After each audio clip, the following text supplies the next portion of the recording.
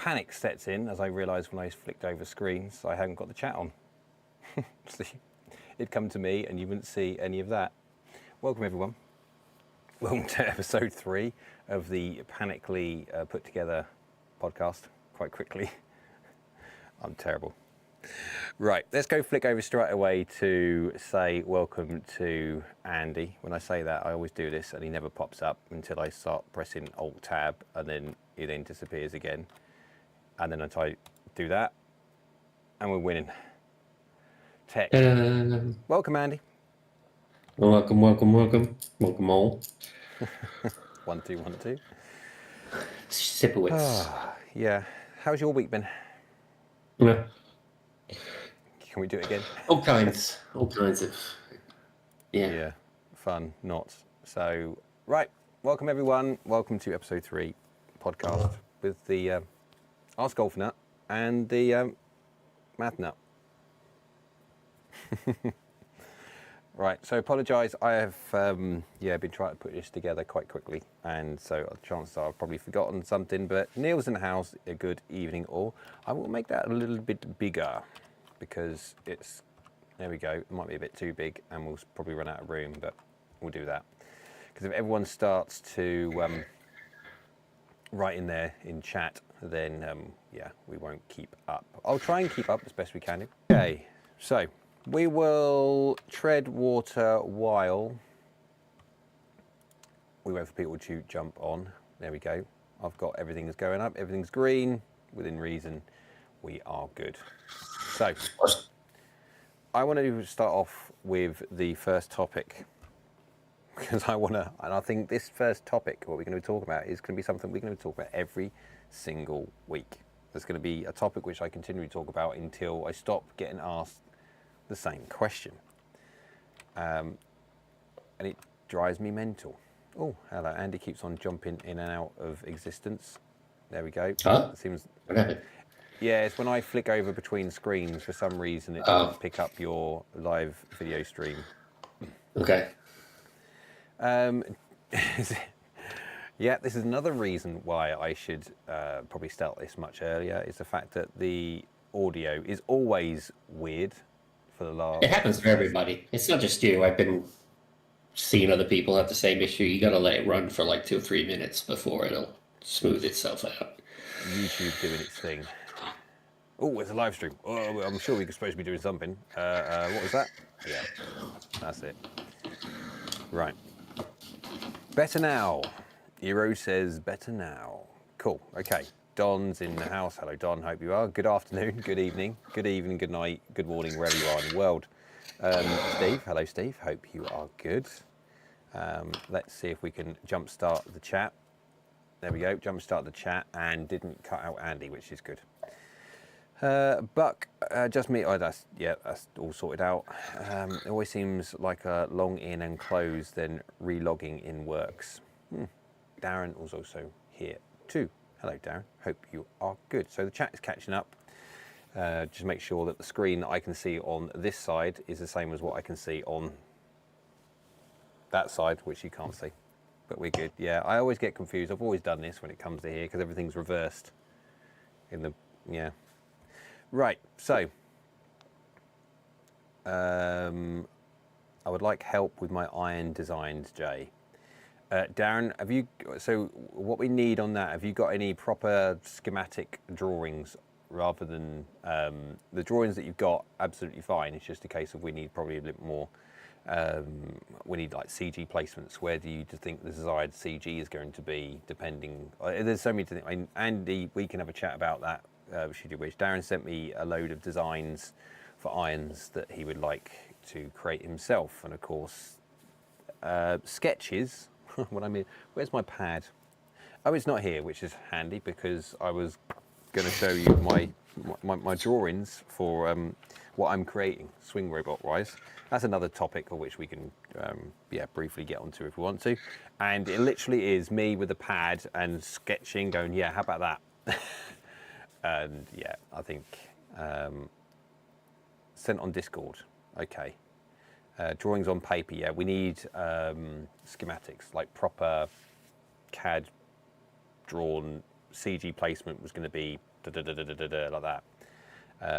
Exactly like mine, yeah, exactly how I draw on those. The problem is, when I'm going to be creating the swing robot, I can work my hieroglyphs out, but for when I'm actually making the swing robot, I am putting the information into a CAD drawing, because obviously these things aren't to scale within reason, and so I need to know if things are going to get hit or anything else like that. And obviously when you're designing golf clubs, it's a little bit more technical in that, because obviously you've got centre of gravity to think about. Andy, you've done some work on a little while back on CG of heads. Was it drivers or irons as well? Yeah, I mean, irons are a lot more easier to figure out, because you're basically one dimension less. There isn't much behind the iron to hide the CG into, but yeah, it can get complicated. And you have to precise pocket machining to get an iron balanced. I will do this because I'll show you this in the background. Now, today for everybody, I put in, let's get up here so I can see everyone. I put in some, oh, Andy's gone again. Do this every single time. Flick over there, flick back, and he's there again. Doesn't like when Andy just disappears. So I put in some sub 70 659 CB, and I also put the Tommy Armour III from sub 70 irons into the website database, www.askgolfnut.com, if anyone would like to know. It's that behind us, your one-stop shop as such for all things forgiveness, understanding of golf clubs, what they do, how they actually work. Yeah, it's really good. I might go F11 on this to make it full screen. Right, so let's just go very quickly. Let's have a little look. The reason why I'm talking about the center of gravity of a head and why it's so important. If you look at the sub 76, is it 659?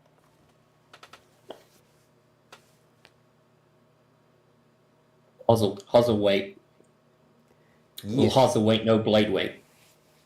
Puts the CG right.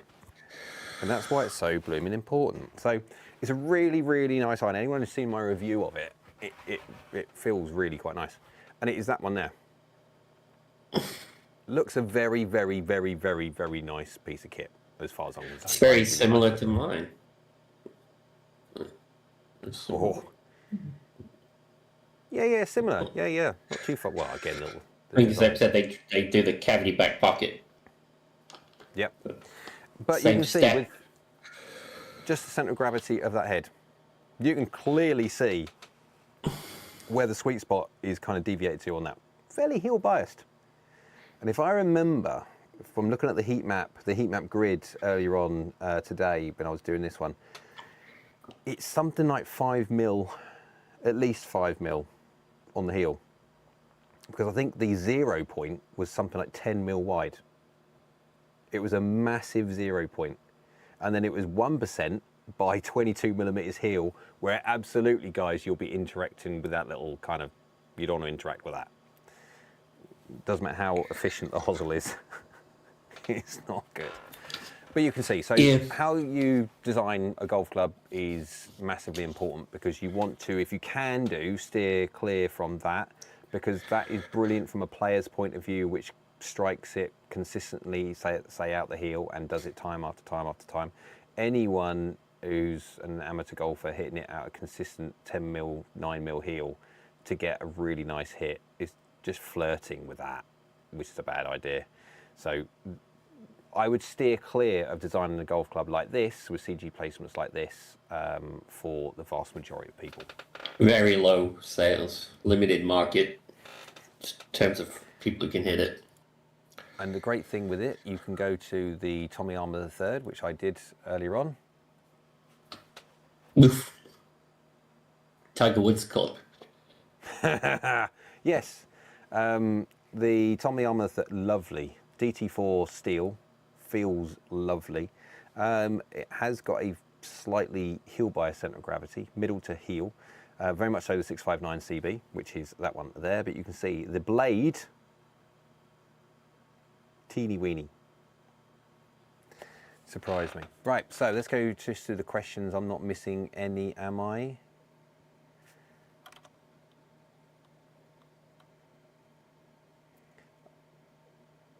Hero says, are you sick too, Andy? No, we should just have a I shave. don't know. Yeah, usually when I'm sick, actually, is when I shave. Makes my face feel better. Hero says, did you see the Heritage Edition of the Vice putter you like, Jay? Green colour is very cool. Oh, yeah. Well, no, I didn't actually see it, no. But I do like the colours of my VGIO2, must admit. Funky colours. Darren says he's working on CAD, not sure how to work out centre of gravity. But I have designs in my head and was going to let the centre of gravity be where it naturally falls as my design ideas. Wow. No, you'd really need to know where the projected CG is going to be. If not, it could be a colossal waste of money. I mean, just an example, that one will have a tiny, relatively tiny sales demographic, like really small. Anything sort of toe bias, anything tiny toe bias, just doesn't like. It just loses efficiency straight away. That's why the center of mass, the center of gravity on that head is so towards the heel that, I mean, if you're a heel striker and you want to make something like that, perfecto. Designing golf clubs is not necessarily easy. This is why a lot of manufacturers whack tungsten on that section. They bore out a little bit of this bit at a 45-degree angle that manufacturers have done in the past and insert tungsten. A lot of people have done different things to try and move the center of mass away from that large lump there. What do you think? Yeah, I don't. Yeah, it's like I don't think people realize that the hosel and the whole bit that the shaft connects into is all part of the head CG, and you know that mass on that side has to be offset on the other side somehow to get that strike location in the middle, and so you either do very fancy things with the hosel, or you put weight on the other extra hidden weight in the toe. Which thing, obviously, if you're manufacturing your own irons, potentially upgrades the cost value quite considerably. Adding stuff like that, but there you go. Right, we seem to be fractionally, until I do this, so we seem to be fractionally behind on the comments. If I have the chat up, it works straight away, so I'll just have to try and, do this at the same time. Okay, so let's just do top. Go on. Do you want to do something very quickly? No, I just saw the chat. I just saw the chat suddenly catch up, and it's shocking. Yeah, unfortunately, that's me. As soon as I flick off this screen, for some reason, sometimes the the chat window here, which is linked to what I can see in front of me, doesn't update, which is a pity. Right, so what have we got? So you shouldn't have designed that, yeah.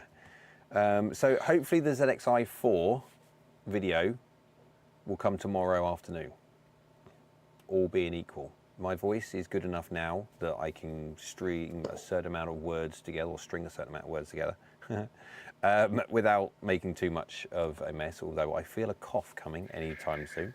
But I have a mute button, which is good, so I can mute myself if I do have a bit of a cough and fit. So my plan is to, first thing tomorrow morning, get all the ZXi4 numbers video done and get it edited ready for tomorrow's upload, if I can. William Collins says, Jay, I had a fitting at my club. 5-wood, 138.5 miles an hour, 14.3 degrees of launch, 41.1 degrees descent angle, 3,150 RPM of spin, and 32 yards in the air. Sorry. Couldn't get it in time. But driver only 142 miles an hour. Always struggle with driver. Consider mini driver. Okay. Right. So, right, Andy, you start. So, yeah, I mean, like a 5-wood under 38 mile an hour club speed, a ball speed. You know, it's. I'd like to reverse engineer that to know what your club head speed is. I'm assuming it's what, a smash of around 1.45 maybe. So what's that? 138. 0.5. On a TrackMan quad, that would be less than that. 1.43 maybe. So it's about 96, 97. Yep. So 5 wood is what, half an inch, 3/4 of an inch less than a driver? Is that 43? 43? Oh no, it says it's 43. About an inch and a half. No, well, sorry. How much is it smaller than a driver? A 5 wood? Yeah. Ooh, standard around about 2.5 inches. Around, depending on manufacturer, depending on obviously Ping now running a 46-inch standard. So you're running give or take around about 2.5 inches ish. 2 3/4 if it's a 45 3/4 inch shaft standard. You kind of get the idea. Yeah. Fair bit. So even in the like absolutely peak optimum world, you're probably only talking about 148 ball speed off the driver. So and that can come down to some very nuanced stuff like delivered loft and stuff. So I wouldn't say a complete change out to a mini driver or a shorter shaft might be necessary. I would look at what delivered loft is coming off the driver. So.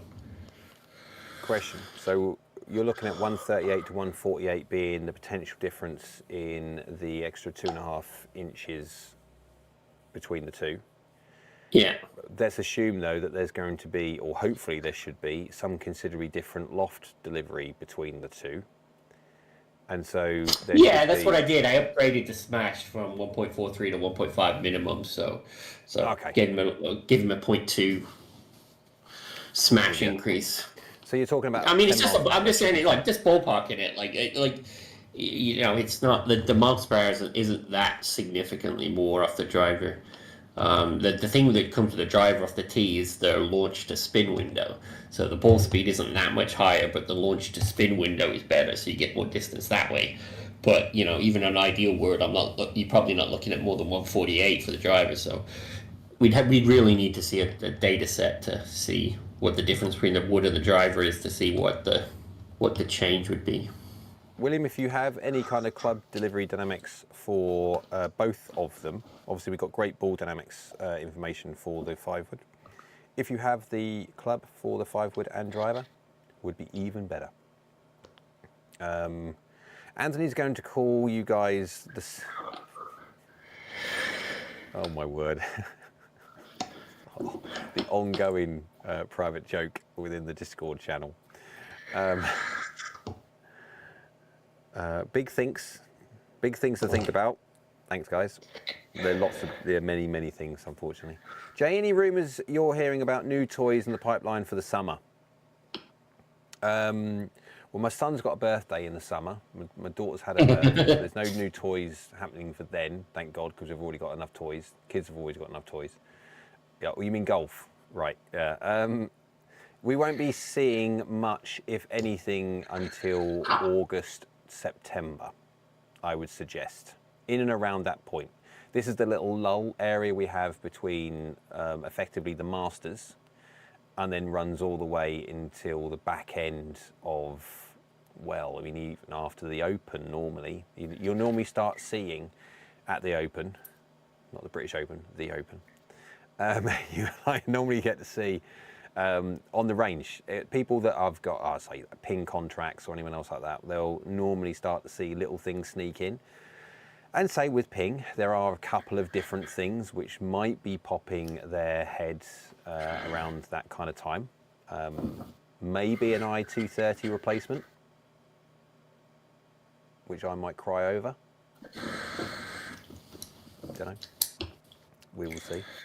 Ski350 says, any preview on the ZXi4 results?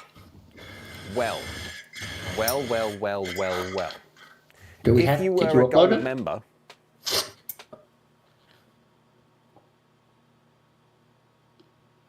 that's what it looks like. So basically for this, what you see here, this on the website is the bronze tier. You get to compare all the heat maps for the 60 plus and growing irons in the database.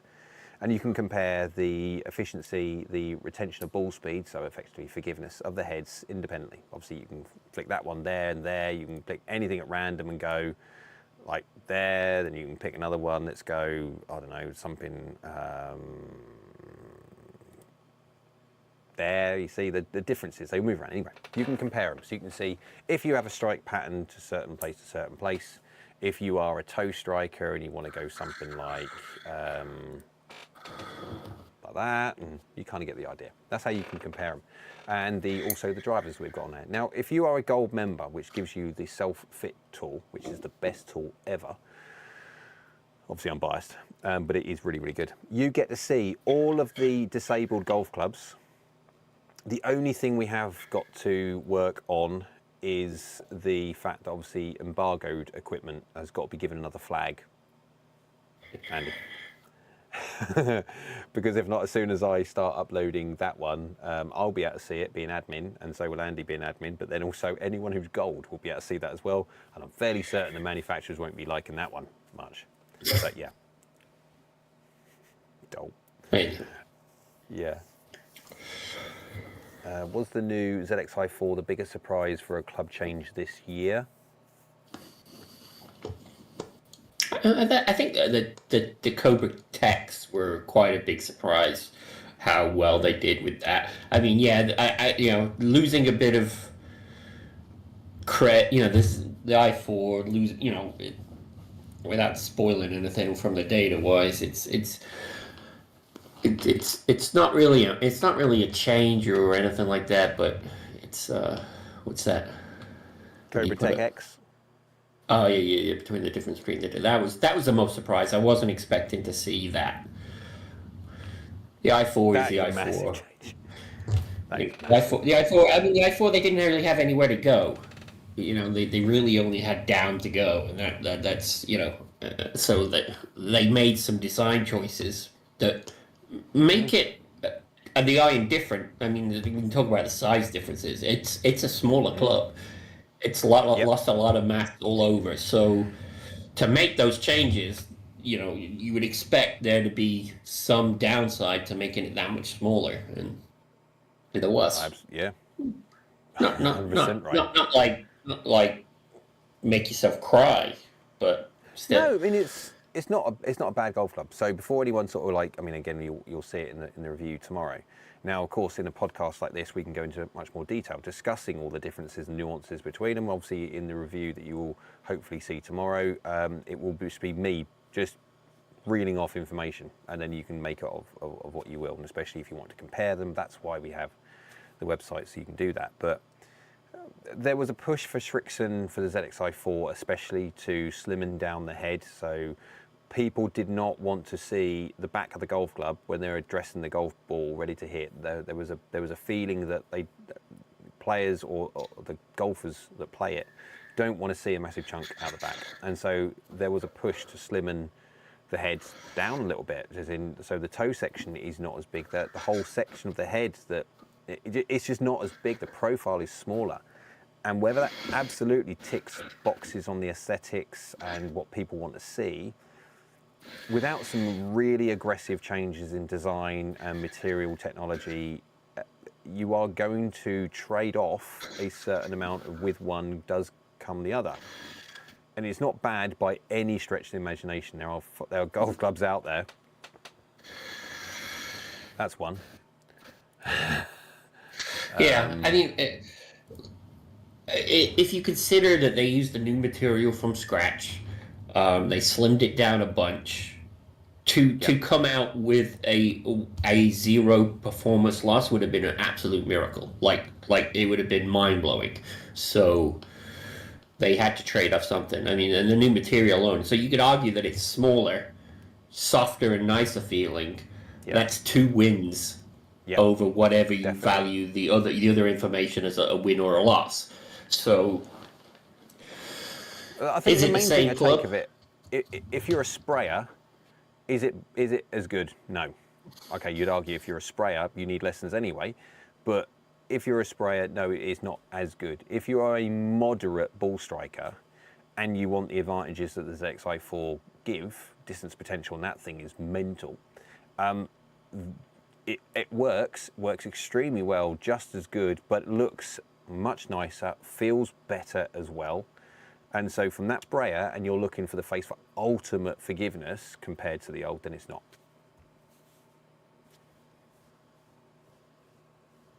Yeah, With one hand giveth. Right, so let's just get these ones done very quickly, because this is, I'm going to say this, and this is going to be probably topic one every single time we do this. I'm a 16 handicap golfer. Will these work for me? Now, of course, there's the 16 handicap golfer. You replace 16 with whatever number you see fit. And I get that question asked of me, oh, if I had £1. Before I give you my opinion, of which you probably already know, Andy, what do you think? Yeah, no, like, I mean, that's like you keep telling people the computer keeps telling me my handicap's a 3, but I don't believe it. I mean, I like there's elements of my game that are really good. There's elements of my game that are not so good, and knowing what clubs to buy based on the number of that math equation of strokes gained or whatever is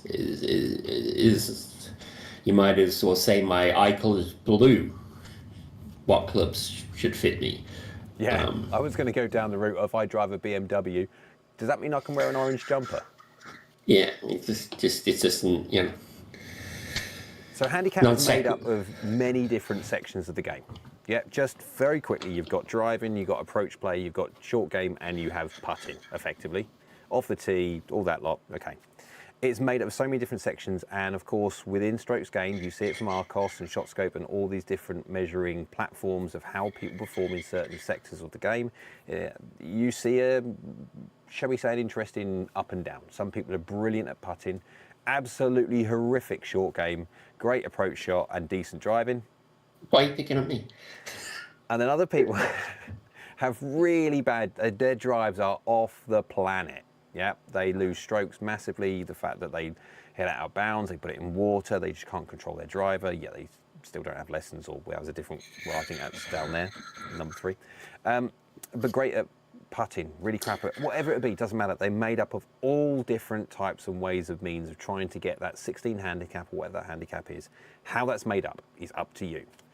And so anyone saying, and this is manufacturers do the same thing, and it drives me mental.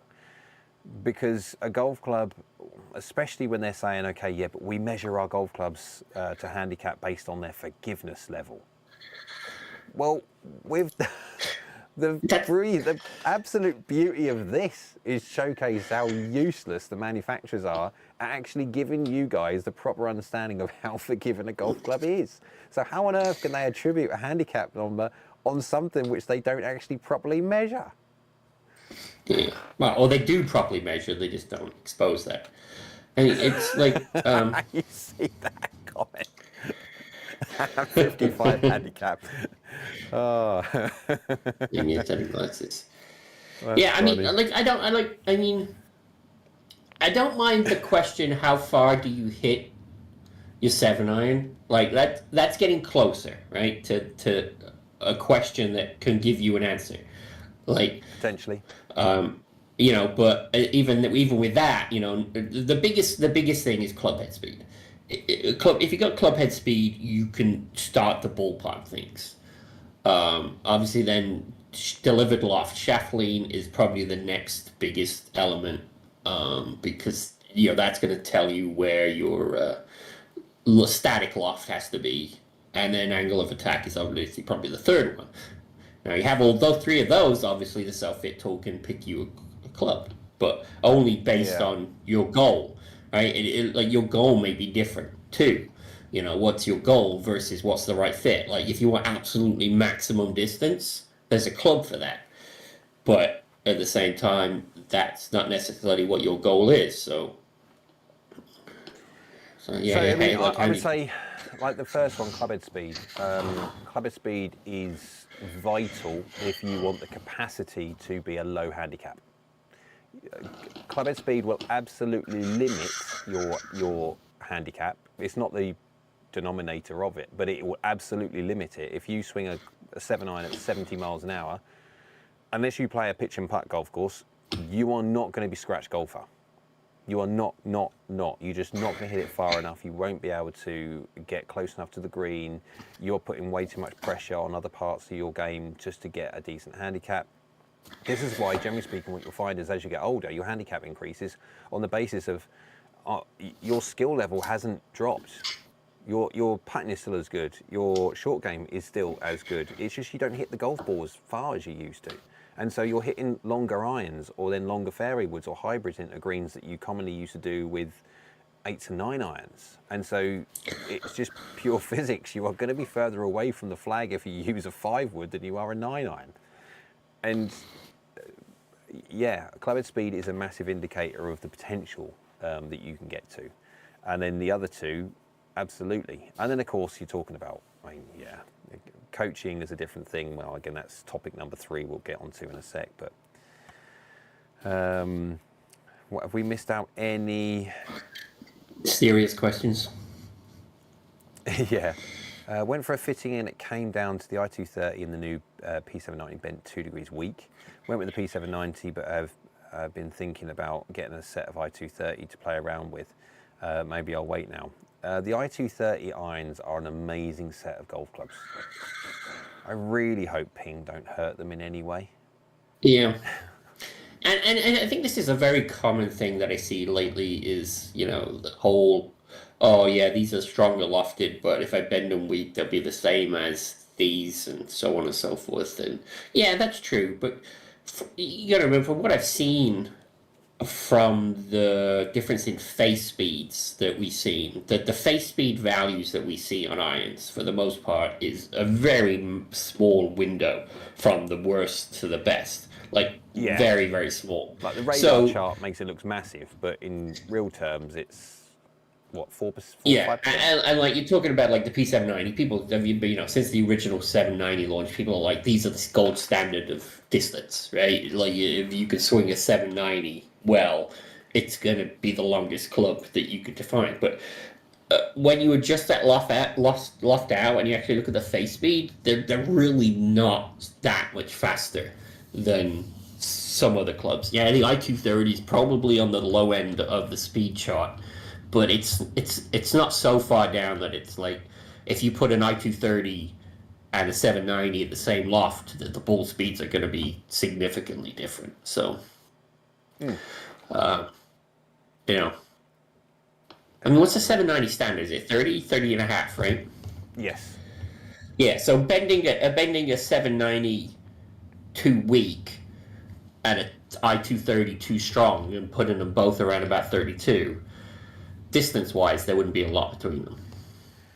Off the top of my head, i230 is 33 degrees standard, and then you're looking at 2.5 to 3 degrees, depending on the accuracy of the person who's making them at the time. Yeah, I'm saying is if you bent one 2 up and the other one 2 down, or whatever the exact number needs to be, for distance-wise, they're going to be very similar. Like, yeah, it's not going to be a huge amount. Yeah, and the i230's probably got a better spin profile than the 790 for the same amount of loft, but it's again, not. That's the great thing with the self-fit tool is that that's why I've always been keen not to say good or bad when it comes to launch factor and face spin rate, because good or bad is not good or bad. It's only good or bad depending on what the individual golfer needs. If the golfer needs lots of launch, then it's good. If the golfer doesn't need lots of launch because of just how they deliver and stuff like that, then it's better for them to have a different golf club than the other. That's so individual. Forgiveness is kind of universal, because who would really want to give it up? I don't know of anyone who wants to really give up forgiveness. No, I want to have the most unforgiving iron in the world, please. I mean, even pros, you know, don't pick the highest performing iron. Sometimes they pick you'll see a lot of guys playing T250s instead of the 150. You know, and other things like that. It's because, yeah, maybe they can get a bit performance out of the 150, but at the cost of, you know, when they're talking about championship winning shots, you know, they don't always hit the center either. So no, I mean, and also a lot of the time the pros, like especially in the long irons, like the driving iron idea, not driving iron, but the long iron replacements, you'll find that the guys that are going to golf clubs with just a better launch factor. Even the pros want to have their 3 irons or 2 irons, their ability, if needed, to just launch.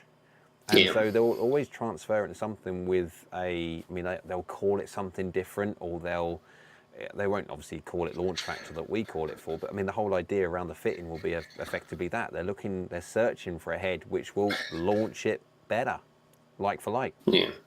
Yeah, when I see some fitting videos or pros swinging online, and you hear a lot that they talk about their miss is tending to catch it a groove low more than anything, probably a groove low, and so when you catch anything a groove low, the first thing it's going to sacrifice is your launch angle. So they definitely want to eliminate that groove low worm burner and getting that ball to because once it starts rolling and bouncing, I mean, how many fairways in the world have a perfect runway fairway to a green that's like nicely covered? You can't afford to be low and run it up to the green on most holes. You have to get it over. I mean, if you look at the where they play, a lot of the time it's absolutely, you have to come in from height and you have to throw darts at the green. You are talking about a completely different level of, or different game of golf when you're looking at the likes of the links play for like the Open. That is the only real, I mean, you do get to see it sometime in US Open where it is baked and it is that they'll run it in, but they generally speaking they won't, because the greens are so like lightning, they'll just run straight out the back anyway. So even with the US Open, they are looking at trying to get that golf ball launching as high as they possibly can do, so it comes down and stops as quickly as they can do. So with the exception of the likes of the Open, where because of the wind factor, that's what it is, it's the wind, they're trying to run them and keep the golf ball underneath the wind to try and stop the wind from penalising too much. But there you go. So don't worry about your handicap. First of all, what you need to know is, what do you need from an iron? Do you need forgiveness? Where do you need forgiveness from? If you're a toe striker, if you're a low striker, a heel striker, whatever it be, first you need to understand that. So that'd be your first point. What forgiveness do you need? Is it overall because you hit all over the face? Then that's one thing. Or do you need specialised help in certain areas? What launch factor, what face spin rate do you require? How fast do you swing will necessarily determine what kind of distance potential that you will need. If you're slow and you want distance, then you can go for distance potential. But for me, it's always going to be forgiveness first. Where do you specifically require it?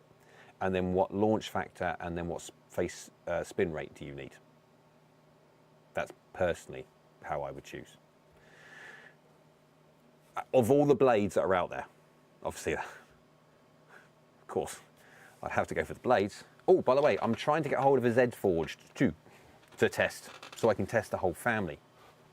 Just want to put that out there for everybody. Could be very good. I have watched many of your reviews. Am I accurate in saying swing speed, dynamic loft, and timing of the club delivery determines what shaft you need to be fitted for?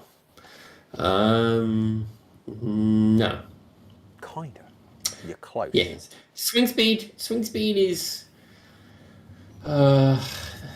swing speed will tend to point towards the overall flex. So the faster you are overall, the tendency that you're applying more force, and then that'll determine the overall flex window. But what is stiff? Yeah, I mean, the dynamic loft could go one way or the other. Like you could be delivering that much loft because of the shaft. So knowing that, or your hands, so knowing which one, whether it's your hands or the shaft, is important in determining which way your profile needs to go. Timing is a big element of the release.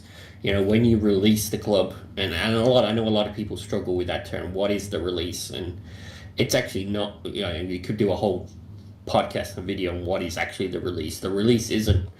I think it's the wrong word for it. Release sounds like you're like there's some magic going on, and really it's just the point at which you change your acceleration profile from hard acceleration to to setting the path for impact, and Yeah. that's what causes the it's not so much. It's basically the club head releasing, but it's not something you do. That I mean, it's not. You saw like I like when I first started hearing about release, I always thought that was like releasing the angles on your wrist and stuff like that, and it's actually not what that is. You can have a release where you stop accelerating fairly early, but keep your angles, and then release your angles late and actually get a second acceleration and a second load to the shaft. There are people who, it's called a double pump or a second load profile that certain shafts will fit, where you actually accelerate again and reload the head. But so timing. There's two timings. There's the timing at the top of when you yank the handle, and there's the timing of when you stop yanking the handle. But those can't be measured. But they can't. No numbers that can come off a launch monitor can really tell you too much about that, unless the radar is actually tracking the shaft, which even TrackMan doesn't do. Bear in mind when it comes to launch factor, guys, if someone is delivering way too much dynamic loft, I would not be looking at the shaft. If you're looking at the shaft, which can tweak your numbers, by far you, the golfer, is the biggest, not saying problem, but you're the one who makes the biggest influence on what that golf ball is going to do. You are looking at, depending on how consistent you are, and if you're within a sensible window of delivery, you're then looking at shaft, etc., to fine-tune that delivered loft into the golf ball. And I would argue that if you're consistently delivering high loft, but you're consistent doing it, I would de-loft the iron first, because if the shaft's already the right fit, if you're hitting that number time after time, then that shaft's a good fit for you.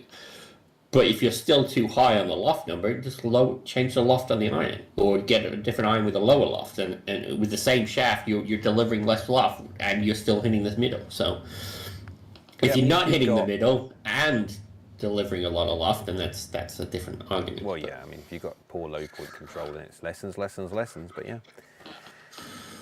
It seems Mizuno's contour ellipse face has been one of the best technology in performance jumps in recent iron history.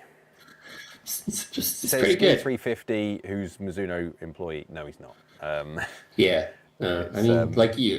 if you compare the 93 results and their goal, when they set their own goals, let's go forgiveness, right? What can we do to optimize forgiveness on this face? And the technology they came up with did exactly that. No questions, no mismarketing, just saying it's the most forgiving.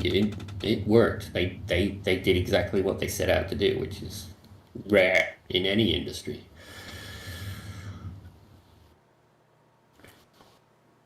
Yeah. That's the two between 923 forged and 925 forged. There you go. Right, that's the right button. So, topic 2.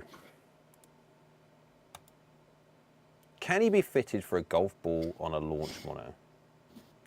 And it opens up a bigger question. Is there any point in being fitted for a golf ball? How should you be fitted for a golf ball? Should you do the golf ball fitting on a driver? Should you be doing it with your iron?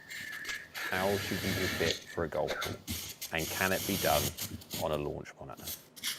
What do you think, Andy?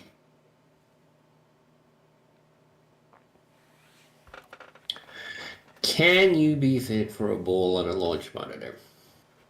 Hang on. No. Oh, I was going to write no on a piece of paper. Just no. Turn it over.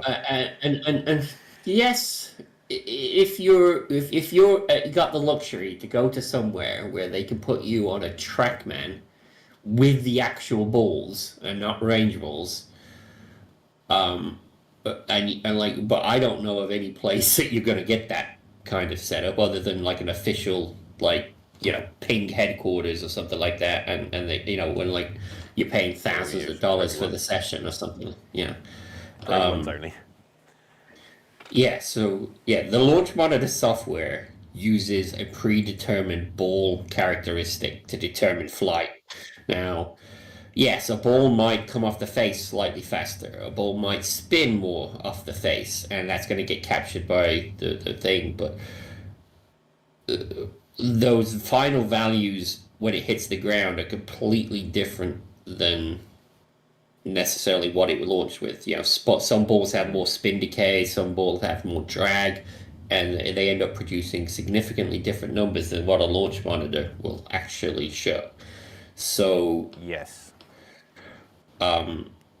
no, you can't be fit for a ball on an indoor launch monitor. So, yeah, I'm glad you said indoor. So on quad, Yeah. do I believe you can be fitted for a ball on quad? No, I don't. Quad, like many other launch monitors, have measured, captured cameras. They measure everything. They don't guess, they don't calculate, they measure everything. So initial launch dynamics, that thing measures to a ridiculously accurate degree. After that, every single thing that you see projected on any form of software is a projection of flight based on what it read that golf ball doing, launch and spin profile wise, based on a aerodynamic profile of a Pro V1. But the problem is the ball that you're hitting is not a Pro V1. The quad cannot see how many dimples it can see how many dimples it's got because it's counting the dimples effectively as it's running back, but it's not paying attention to the dimple pattern, the dimple depth, how many, it's not, and that's the aerodynamic properties of flight. Now, quad can't do that, TrackMan can. The problem is with TrackMan, you then take that out into the real world and you are hitting those golf balls on a range, let's just call it range, even if it's a swing robot. And you have to ensure there is no atmospheric at all. It must be absolutely dead calm, no wind, no anything like that which is going to affect the flight of that golf ball, ball to ball to ball to ball to ball. Because obviously you've got to compare multiple golf balls because if not, it's not fitting. Can't do that. So then at any point where you have to normalize the data, no point. Yeah. Because it's now a Pro V1 again. So Yeah. there's no difference. The difference between a 1 mile an hour tailwind and a 1 mile an hour headwind on ball dynamics is massive. The lift gained from a 1 mile an hour headwind versus a 1 mile an hour tailwind is quite significant. Is considerable. And so, yeah, there's almost no way to normalize that data other than physically seeing where the ball is. You'd have to hit so many balls and take such an average because ball to shot, your variance is so high that you would have to be able to deliver such precise numbers that it really doesn't matter to you. Like which robot, if let's say you have a robot doing a swing, you could find out which ball that is best for that robot, maybe, but yeah, even with enough swings. Yeah, with enough swings, but even then, it's like the individual circumstances on the course is going to be far more important than what ball might be better for this shot isn't going to be better for the next shot, and I think being fit for a ball is. I mean, like in an extreme situation where for some reason you're just spinning the hell out of a driver, then pick the lowest spinning ball that you can because chances are in general that's going to help. But that's pretty vague in terms of what's a fit. Yeah, I feel that the whole question about can you be fitted for a golf ball on a launch monitor kind of misses the point about how to physically choose the golf ball. The golf ball should be fit to the golfer based on the putting green first and selecting that, and then you go back from there. The driver is the very last thing I even care about in a ball fitting. First of all, I want to see can they putt with it consistently well, because believe it or not, different compression golf balls will feel, because that's what effectively it is when you're putting. You're feeling compression, that's the hard or soft idea.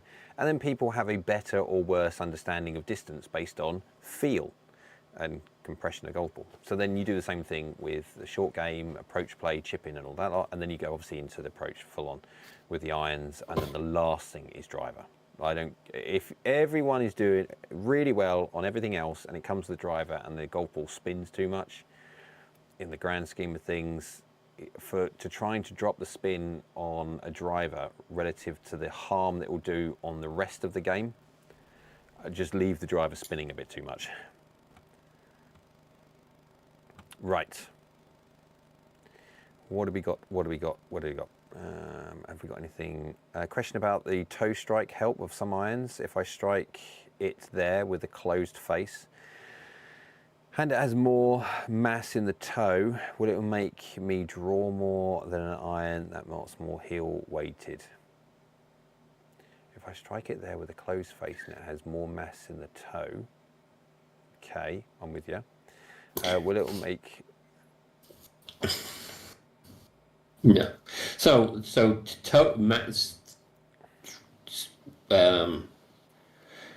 draw bias is in the opposite direction of mass. So if the mass is in the heel, you'll generate more draw spin. If the mass is in the toe, you generate more fade spin. So an iron isn't forgiving out of the toe because that's always where the mass is. It's more to do with the shape of the face and the distribution of the mass than actually the most of the mass. Putting tungsten in there does make it a little bit more forgiving of the toe, but that's still not where the center of gravity is. So what's that? Draw a picture. Hang on.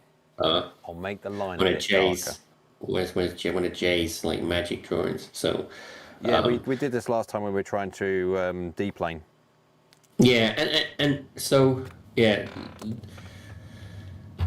gear effect is the rotational effect of the face and the ball. So when you hit the ball on a certain area of the face goes away from the strike, and then the ball that causes the ball to twist towards the center of the club face. So off the toe you get draw spin, but that amount of twist and gear effect is in relationship to how far back the CG is away from the face. So the further back the CG is away from the face, that greater the gear effect. Now irons, the CG is like millimeters behind the face. So to make an iron toe or heel gear effect change is negligible. The gear effect is negligible. You can make an iron draw biased, but you have to really, really build it that way, and it has to be a long way draw biased. VGO too. Yeah, and that's rare. So really, if an iron's forgiving off the toe, you won't see it draw more than an iron that's more forgiving off the heel too significantly. Well within the margin of error of your face to path control.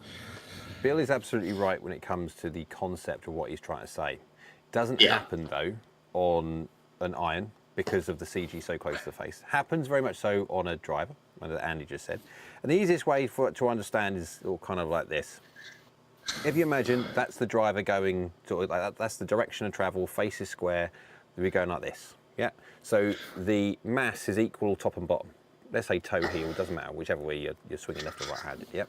So you hit in the middle, there's going to be basically, everything's going to be no problem whatsoever. If you now have a face which is open to a path, and that's the direction of travel, now we've got this. So if I now do this a little bit more like that, and if I go from open face, and I'm going to do this. This way, there you go, open face. You'll get to a point where there's no point in actually hitting the ball, hang on, which way is it round?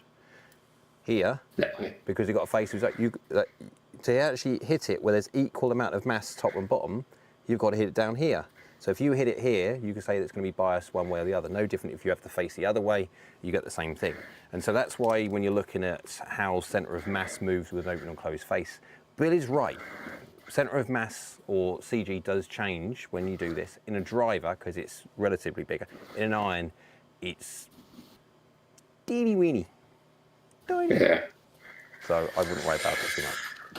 And the sheer frictional force variance of an iron, even when we're measuring irons and we're looking at center hits, how, the RPM difference of 300, 400, 500 RPM off perfectly identical center shots if you figure the gear effect is going to have the same amount of variance in spin that the main strike does, the sheer standard deviation in the spin of the ball is far greater than the change in gear effect. What will be really interesting is when the robot is functional and we can achieve a center 0-0, bang bang bang bang bang bang bang bang bang, see what the standard deviation of shots will be. Because at the moment, obviously, the math has to compensate for a certain amount of variability within a human's delivery. I deliver fairly well, but still, there is a certain amount of adjustment needed to be done. It will be really interesting to see what the variance is when a robot is doing it, and that will really put to bed the difference between standard deviation of just normal shots and how much just the inconsistencies of these things makes a difference, and no different to the faces as well. So there you go. Yeah. Right. So my one that's I enjoy this one. Do lessons actually work? Go on, guys, in the old chat. Show us your comment your stories of lessons good, lessons bad. What's happened after lessons, good or bad. And do they actually work? Andy, how many lessons have you had? In my life? Yeah. I think when I first came We've back. seen your swing. Yeah, when I first came back to playing golf in like 2016, 2017, I did put a set of lessons in at Golf Tech. I think I paid for 2 months, so it was like 8 lessons, one a week, and that's it. So the interesting thing with golfers, is that generally speaking, they've got different categories of people. Some golfers never have lessons, don't care about lessons. They get better by themselves, or they just don't have lessons. Now, other people are religious, and they'll continue to have lessons regardless of they're getting better or not, because to get better at golf, you need lessons. The thing is with golfers is that golfers are no different to kids at school, and because they're human beings trying to learn. We all learn massively different ways. And so you might have 10 kids that have got the welcome. You want to just walk in past the camera. You have 10 people all learn differently, and so unless you've got a coach there who distinctly knows how to get across the same information, so the problem with that golfer is, let's call it this classic slice, because it is a classic slice. They all have exactly the same thing they do wrong, exactly the same, but they all learn different ways. So that pro needs to be able to communicate the fix in so many different ways, just to enable that person or these people to learn the same.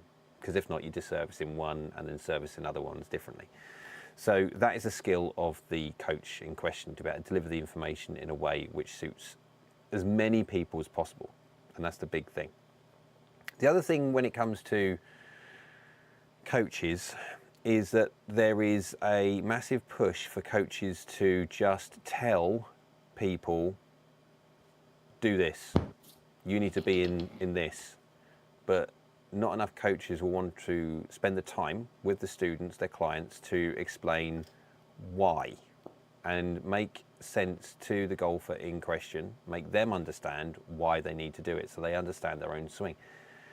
Because I'm pretty certain, Andy, you'll agree, unless you understand your swing and why you are doing what you're doing, making the change and then progressing that change into permanence, you won't have as much success.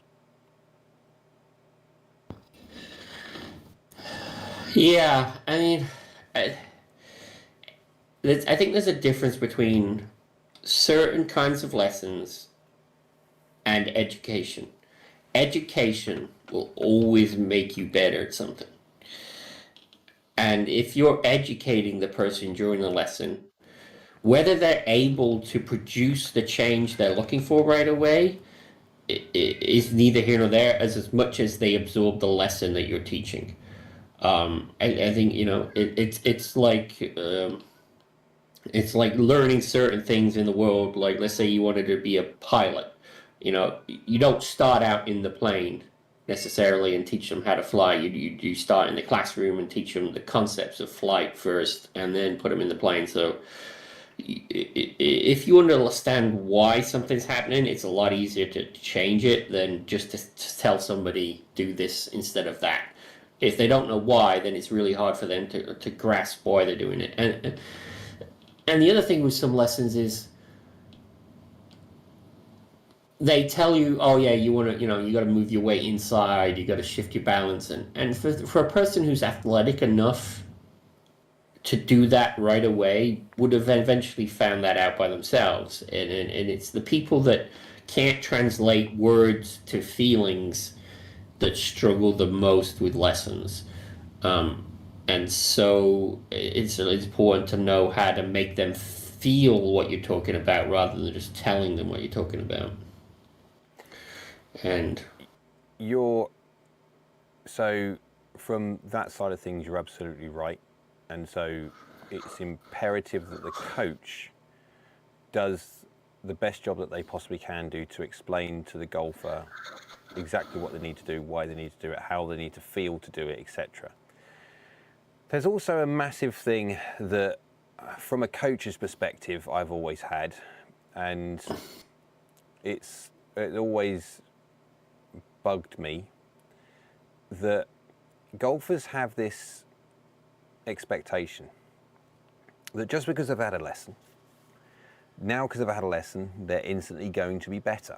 Now, all the lesson will do, hopefully, is educate you why you need to make the change, how to make the change, how to feel to make the change, and then by you demonstrating that you understand the feel, by then you feeling it and then doing it in the lesson, so you understand that this is what you need to do.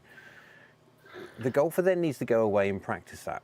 And if the golfer doesn't go and practice the way they need to practice, that's discussed within the lesson, they necessarily then have no right to say lessons don't either work, or also for them to get upset about the level at which they play. Because the likes of the best players in the world are only the best players in the world because they've devoted just a ridiculous amount of time and effort into being as good as they possibly can do. Now, of course, everyone's got lives, they've got social things outside of golf, they've obviously got work life and family, they've got all these different things which stop them from being able to do what they would like to do. So unless you are an exceptionally good hand-to-eye coordinated person who can very, very quickly put any form of lesson change into practice, because again, that's different for everybody, golfers just need to have a much, much more realistic expectation of where, one, they should be based on how much time they're able to dedicate to getting better. And like with any learned skill, it is absolutely imperative that you spend as much time as you possibly can do repeating that. But if you don't, then you have to realign your expectations of how good you expect you want or will be based on how much time you're able to dedicate to trying to change the game. Yeah. And that's a mismatch for a lot of people, which has always bugged me, because you have great lessons with people and then you come back to them after a month and say, how are you getting on? And they went, yeah, I'm doing all right, I'm doing fine. Okay, so did you practice? I was great for a couple of days and then it all went to shit again. Yeah, I was like, well, yeah, I've played a lot. Okay, but have you practiced what we said? Oh, well, I've just not had time. But I mean, I went on a great golf trip in here, and I went and did this, and I went and done that. And you look at their swing, and they're no different. They're exactly the same as they were before, because they just went and played golf. Well, you don't make the change playing golf, because your brain will instantly go back to hit and target, and it won't do that whilst it's going for a swing change. So It's frustrating from my point of view, but I mean, I think there's people comment on my strike consistency in the videos that I post on Discord, you know, and like they're saying I've worn out the spot on my screen because I hit the exact same spot on my screen all the time, and like they're saying how and like how do you get that good? And then I put up the picture of my shoes. You know, I don't know if you can find that one anywhere. So, and then that's how I hit the same spot on the screen, is because there's a few hundred hours of ball. There's a bit of obsessive compulsive in that. That doesn't mean that like the swing change. Like I said, when I changed my swing, I basically had to go from the ground up. I deliberately did something completely different than what I was doing. I stopped doing what I was doing, and I started doing those little quarter swings so that my body wasn't trying to do what it was doing. I was doing something completely different and training myself to do something completely different. Massive opposites. Exaggerated massive opposites.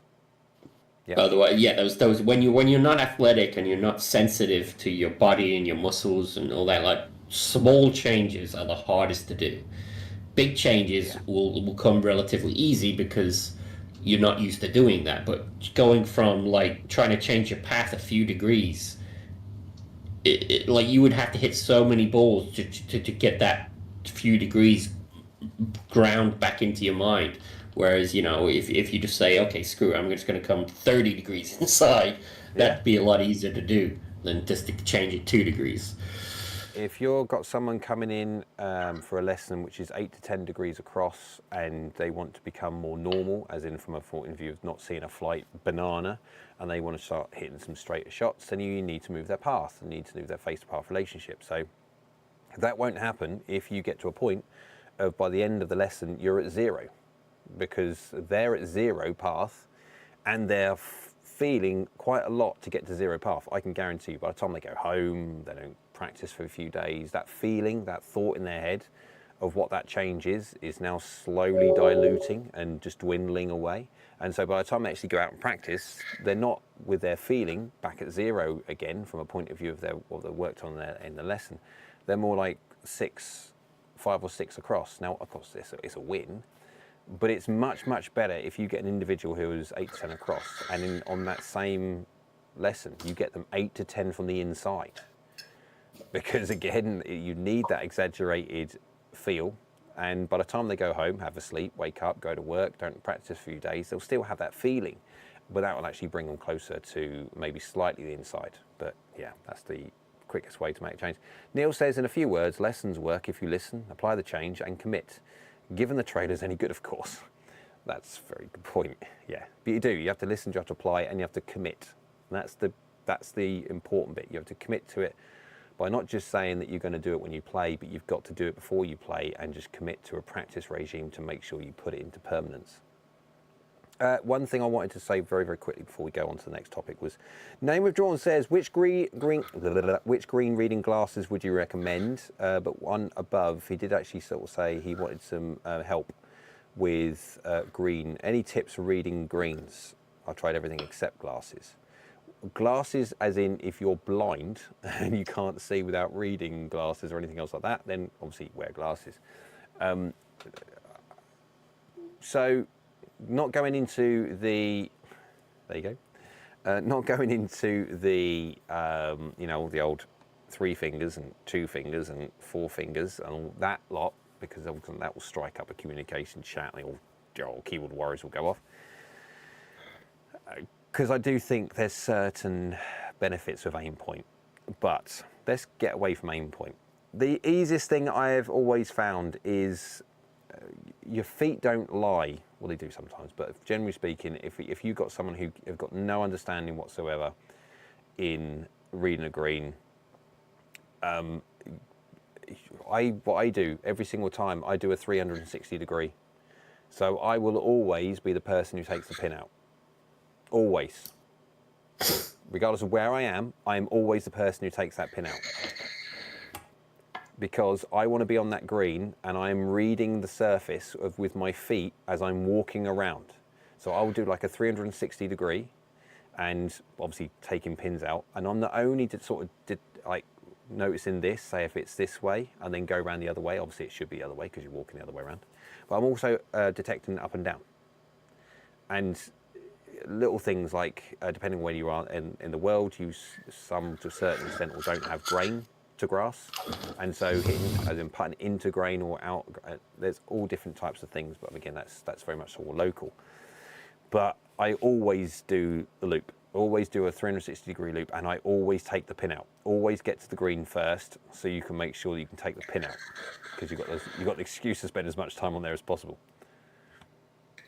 Yeah, and what's interesting about green reading is people like talk about looking at stuff. Your eyes are the one thing that's probably going to lie to you when it comes to green reading.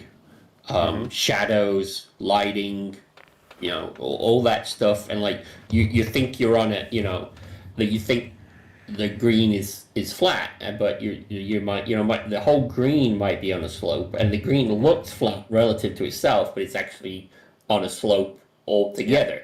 And your eyes will tend to say, "Oh yeah, I'm on flat ground," but you close your eyes and you move your weight around a bit, and all of a sudden you start to feel that I'm definitely leaning that way, and stuff like that. So your eyes will be actually one of the things that lie to you the most when it comes to reading greens. Your feet generally don't know. When you're standing on things, you get used to walking on a straight, whatever it is, piece of ground, and as soon as you start moving in certain areas, because again, no different what Andy said about shadows, etc.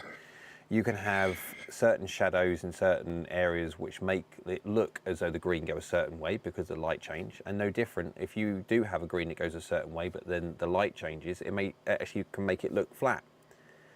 And so, yeah, feet. I mean, it's not going to be a perfect example. Feet aren't perfect, but if you're in that I'm used to doing this and I'm used to doing that, just that'll not be a bad idea, right?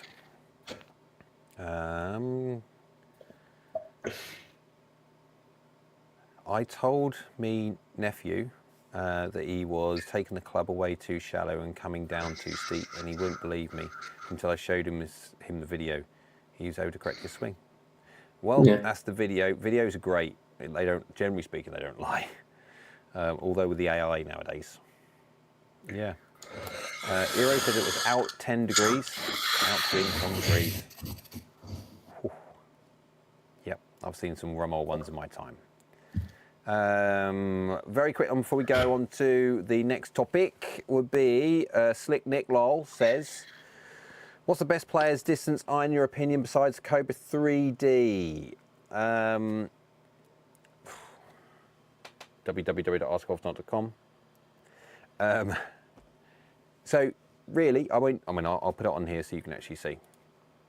There's all of the advanced data, for all of them. And of course you have your brands, you have your model, you have your class, and all the information on here with loft, toe, heel, low, forgiveness, face speed, spin rates, and all bits and pieces like that. So you can then actually click it in player's distance, and it gives you that kind of information. That's the whole idea, and you can sort it into whatever you want when it comes to toe, forgiveness, heel, forgiveness, low, forgiveness, or overall. And you can also sort it in face, spin rate, launch factor, and all that lot. Yeah, I would argue to define best too. What's the best? Best at what? Best at what? Done. Best at forgiveness, best at speed, best at what defined best? This is the problem about doing the best of, because if you go, what's the most forgiving overall, I'd be able to give you an answer. If you say, what's the most forgiving off the toe, I'd be able to give you an answer. What's the most forgiving low, heel, answer. What's the highest launch? What's the lowest launch? Answer. But that's the reason why we've got everything on there. Right. Ryan says, sorry I'm late, Nut Gang, half term and all that. Half term next week for the people in the UK. Well, hang on, no, because hang on. I think up north are a week ahead of us in the south.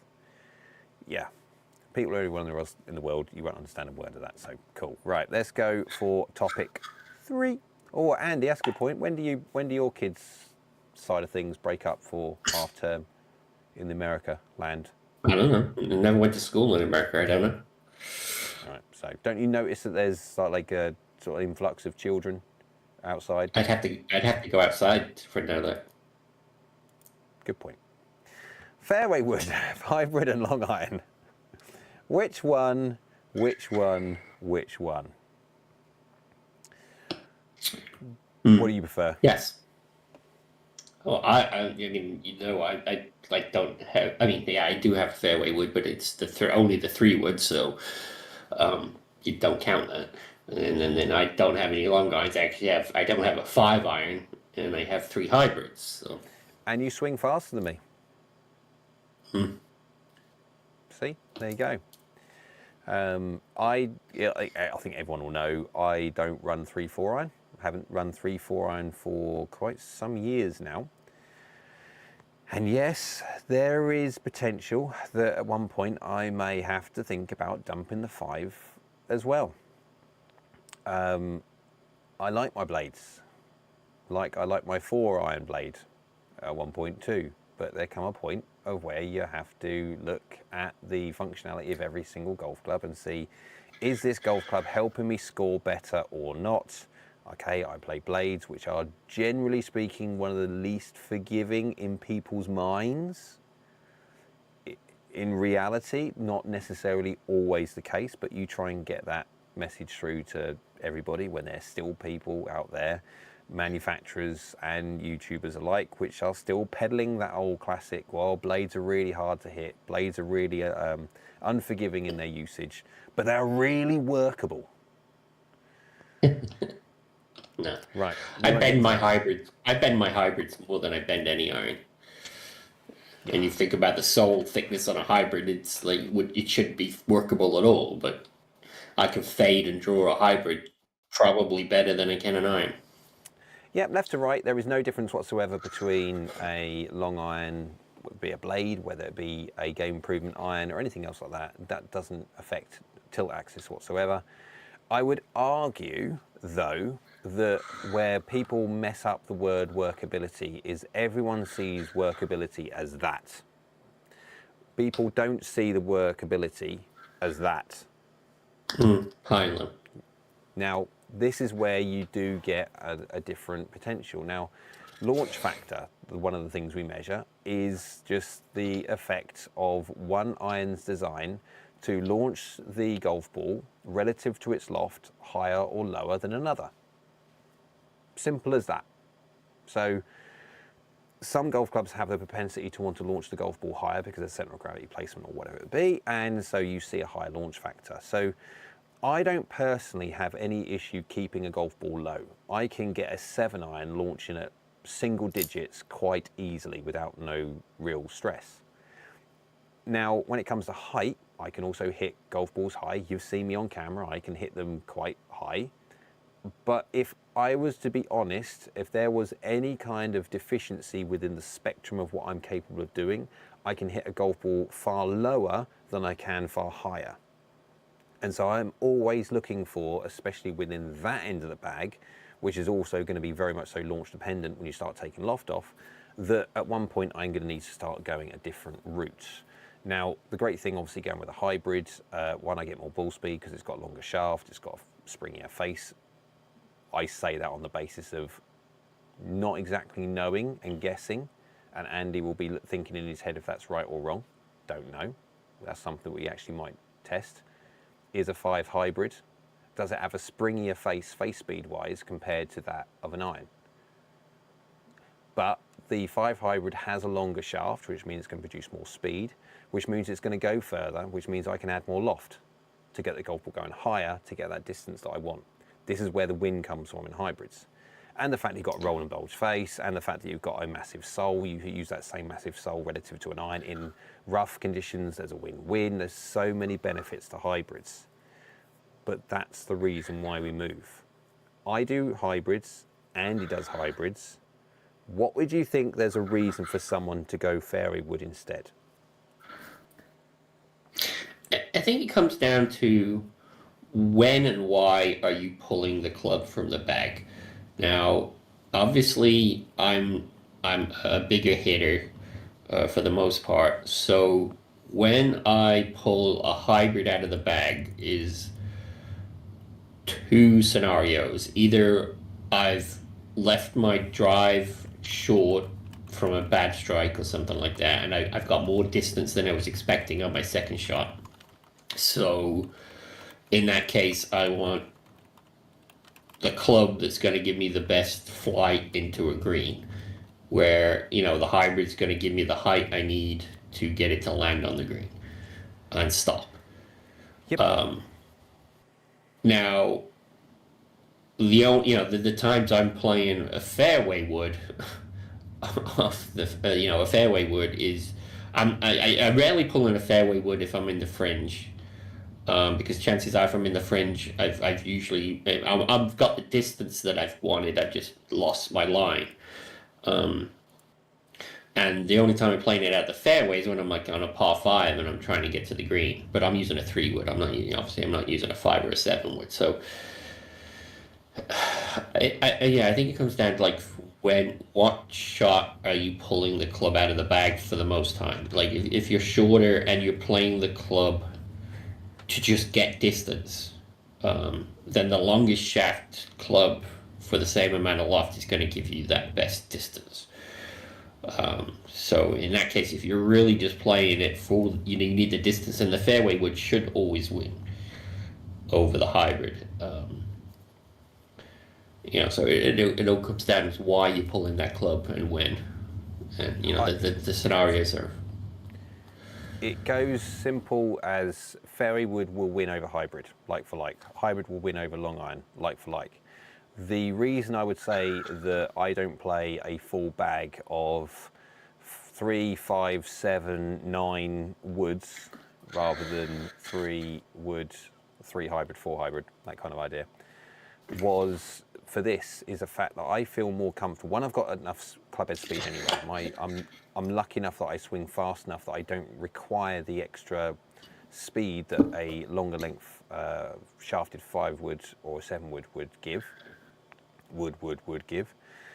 And the fact that most golfers have this tendency, so as soon as you start increasing shaft length, they start becoming less consistent with their strike pattern and less consistent with their ground condition, their ground interaction. And so as soon as you start getting to a point of where the potential benefit you're going to go from a slightly longer shafted fairway wood, clubhead speed and potential launch, or not, okay, that's another one, because I do want to sort of like talk to Andy off of camera here about something that Eero has just put 4 up, 1 above my comment, that is well worth discussing off of camera. But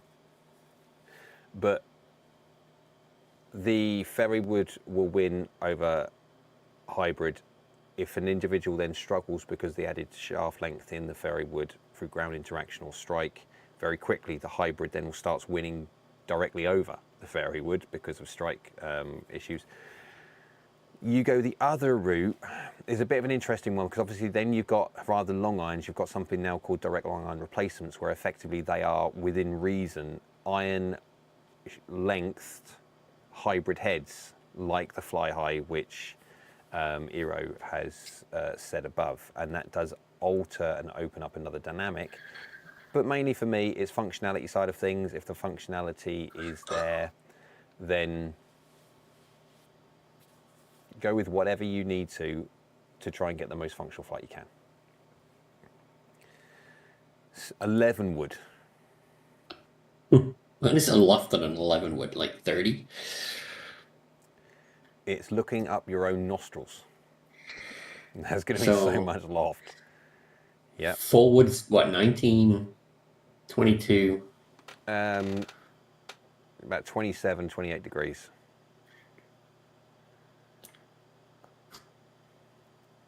That's a lot. That's a lot. Right. So I don't know. I think a fairway 11 wood is getting dangerous to the point where you're hitting it so high in the air that any kind of wind would be adding such dispersion to your shot that it would become very it doesn't matter how well you hit it, you're now stuck with the wind. If the wind's left to right, it's going to be really hard to judge where that ball is going to go. Or into. Yeah, into a wind, like you'd have to just swing You as just hard as stand you there and can. catch it. Yeah, it comes back to you. Like yeah, I Right, think, so go on. no, it's good. I was going to say, yeah, Weisman 2006 says, wow, that updated quick. I've lost it. That's because he deleted it. I don't know why. Okay, so he did say something, but then he didn't. Oh, he says, hello, I've been gaming the 23 wedges for a while. Oh, and now it just they deleted out of the historic side, so I can't Darn get it. something about the Doesn't matter. S23 wedges, I think. It's fine. Right, so got to start a company called 12, and the whole bag is fairways, down to what? A 21 wood. Instead of an 11. I like that. 11, Why 12. Yeah, wins. That's very good. You just bought 925s. What do you want a 21 wood for? Why not? Why not?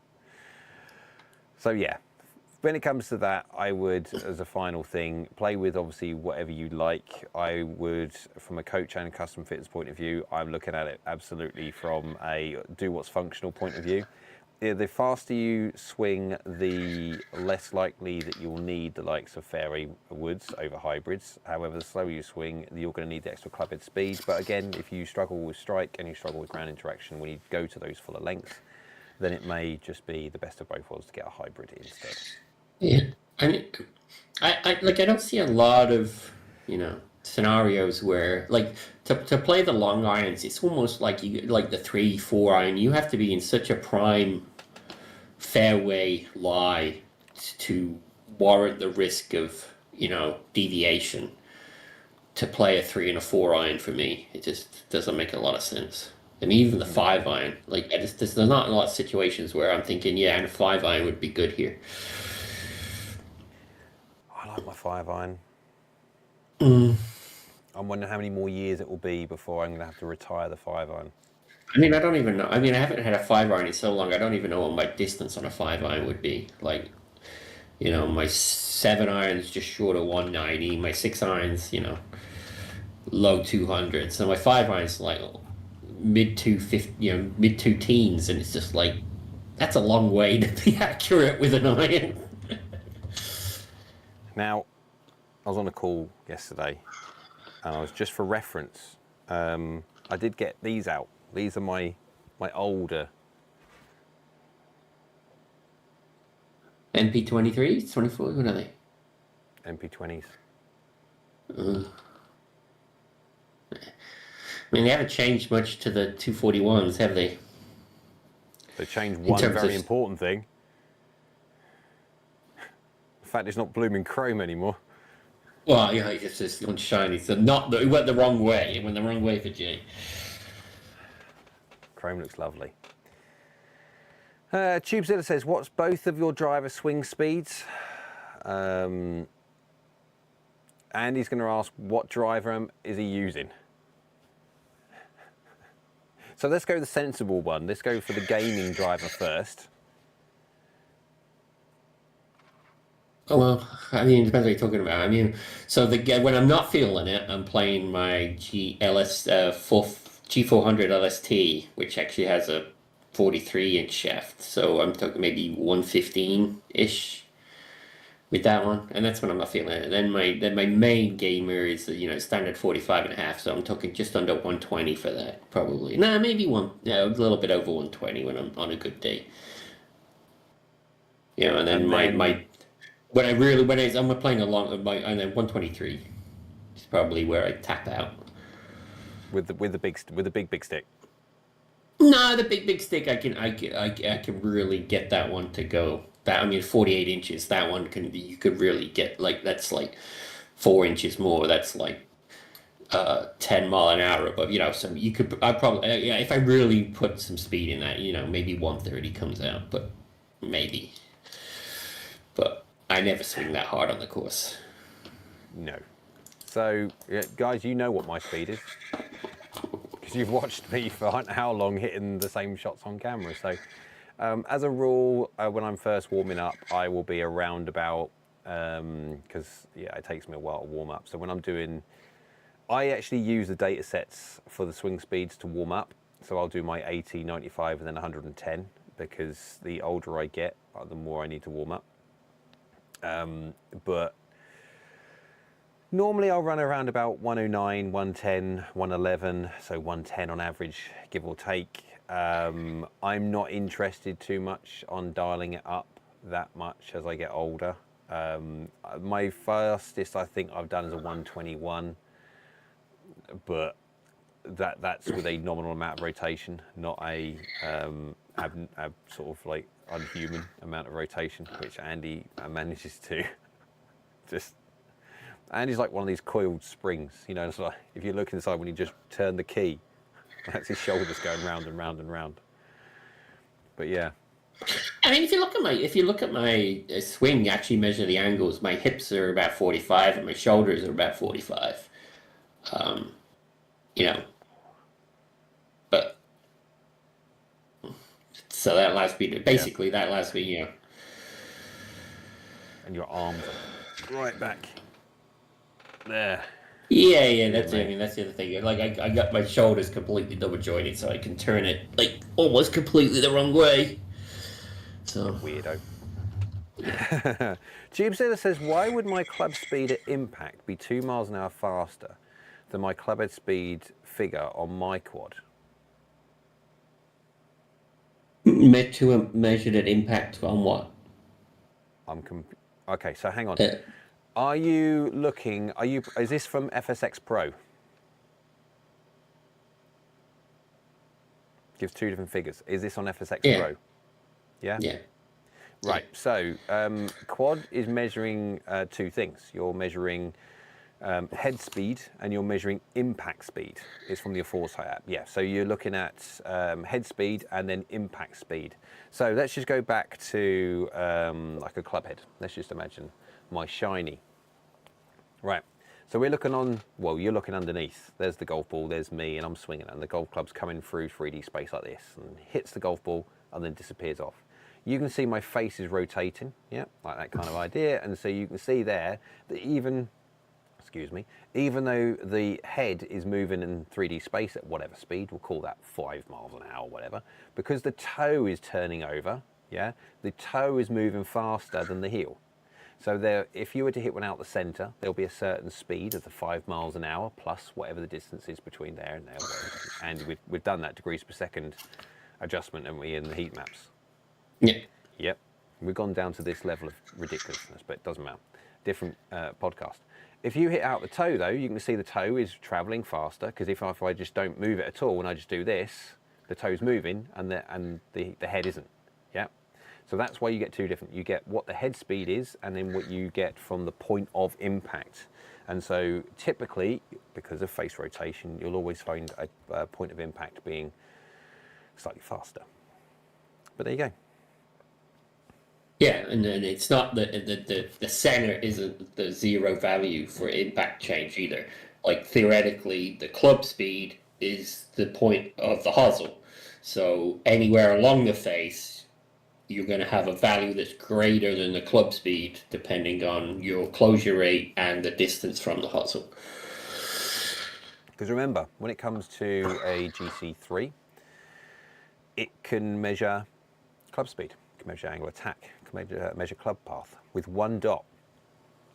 So with the quad measuring 1 dot, that can measure the club head speed of the heel.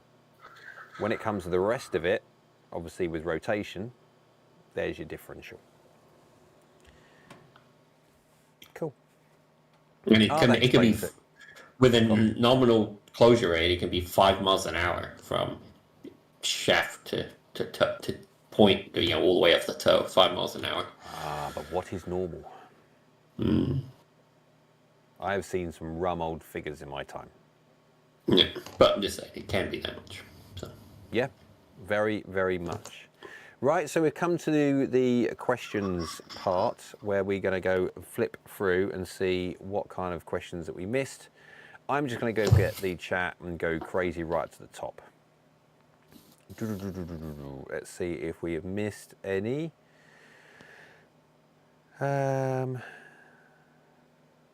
Darren says for his design of his golf clubs, he's borrowed the Shrixon angled sole design.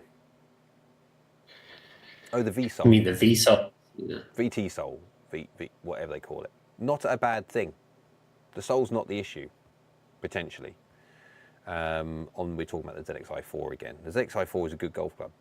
No, it's no problem whatsoever. It's just for raw forgiveness compared to the old one, it's not as forgiving. So for the sprayer, it's not quite as good. But if you're looking for a better looking, better feeling iron than the old one, and you don't mind trading off a little bit in overall forgiveness, then it's an upgrade. Right, so let's see if we've got anything.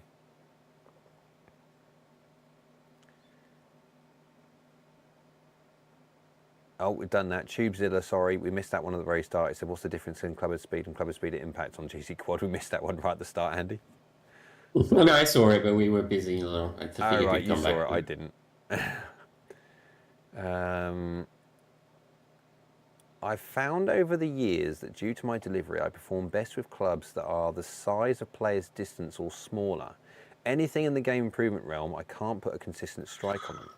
This is a phenomenon that I have seen countless times over the years, and it's called the 50p 5p butt cheek model.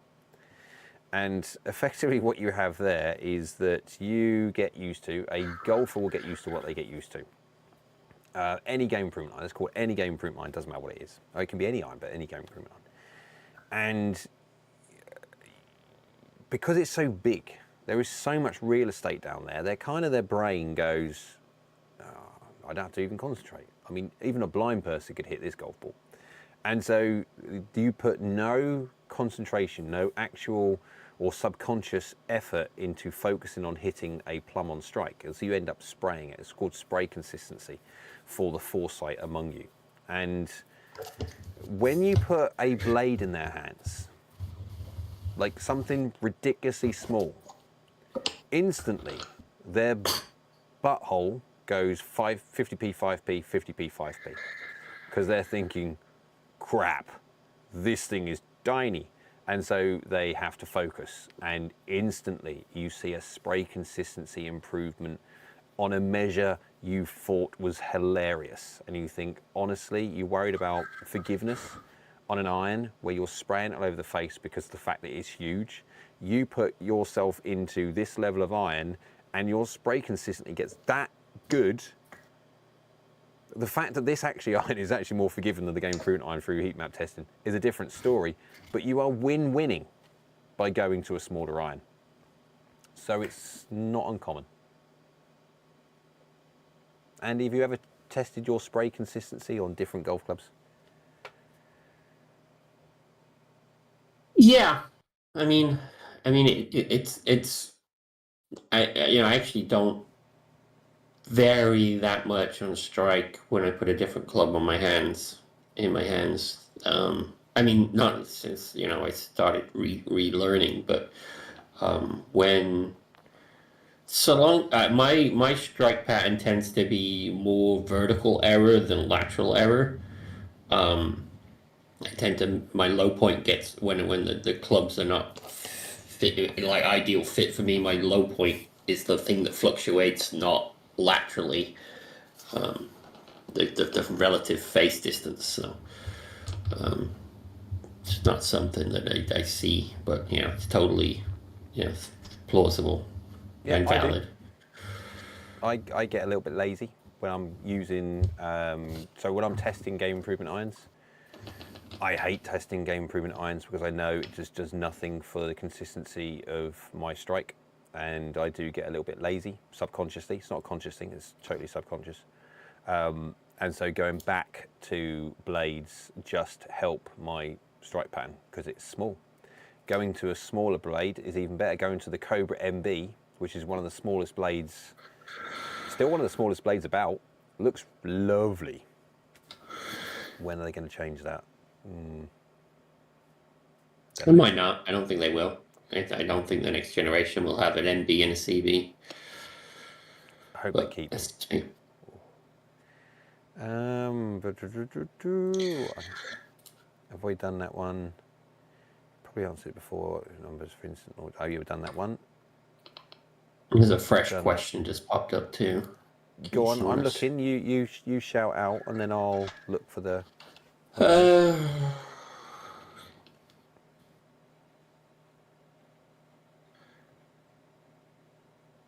It's just talking about loft adjustments on.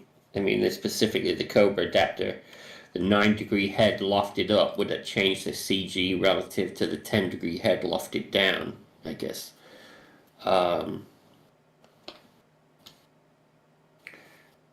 No, I don't think so. I mean, it depends on the cog, how the cogging works. Most cogs change the loft through. I mean, you can't physically change the loft relative to the hosel that's actually attached to the driver head.